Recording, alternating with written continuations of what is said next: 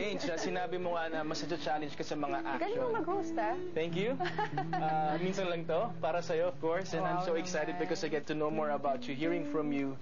Na-excite ako because ang dami pang hindi alam ng mga tao about you. And this is the opportunity for them to know you even better. And just like what you said kanina, gusto mo ng ibang roles, bukod sa drama. Gusto mo mag-action. Not a lot of people know na mahilig ka sa wrestling. May picture ka pa with Batista sa laptop mo. Bakit? Ba't ka napapascinate sa wrestling o sa men's sports? Kasi yung nanay ko, nanonood ng wrestling yung bata pa lang ako. As in yung Ultimate Warrior days pa nanonood na ako ng wrestling hanggang ngayon. And siguro dahil artista ako, may konting acting din. I mean, may acting sa wrestling. So parang napaghahalo-halo yun. Parang feeling ko mga stuntmen sila na superstars. What about martial arts?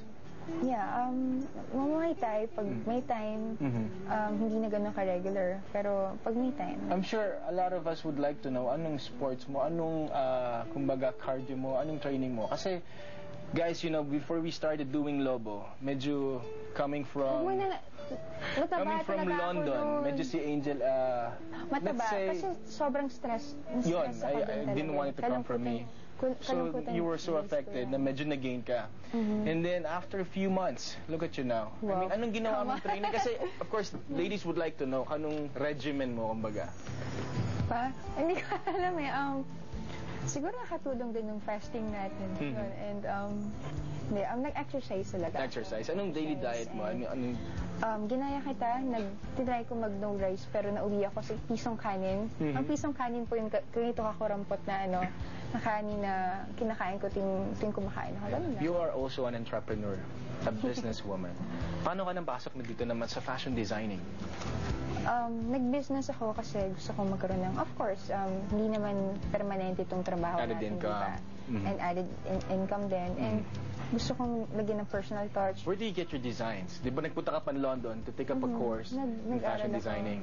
Tapos, dahil siguro artist na rin, tapos laging pagod, gusto kong i-combine yung comfortable at saka yung medyo, yung presentable tignan din. How was the experience going to London on your own? Actually, masaya. Yung sasabi kong isa sa mga masayang araw ko.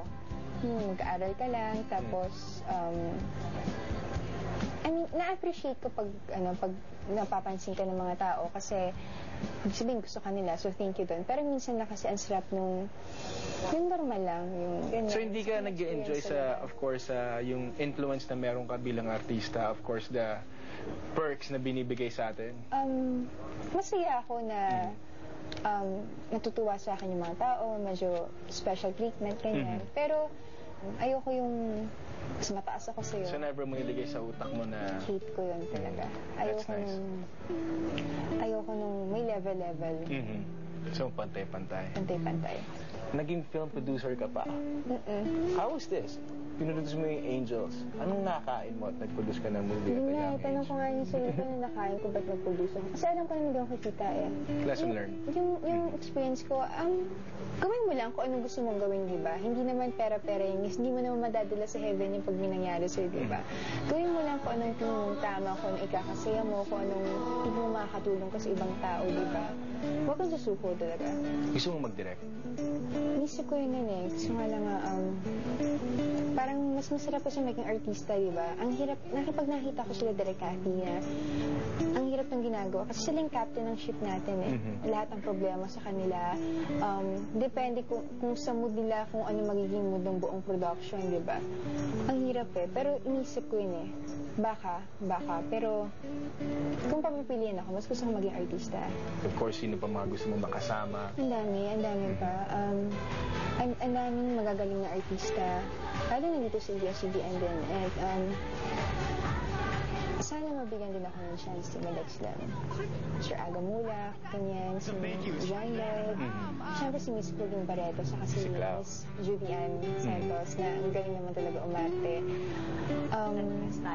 Si Miss Marichelle Soriano. Alam mo naman na sobrang fan ako ni Miss Sharon talaga, and si Miss Vilma Santos talaga. Okay, Angel. Guys, well, up next, Angel, a certified kapamilya, shares with us her first experience working with her first kapamilya teleserye, Lobo. Paano ba may love ang isang Angel Locsin? Nako, delikado. Pag nagmahal akong muli, Pag nagmahal akong muli,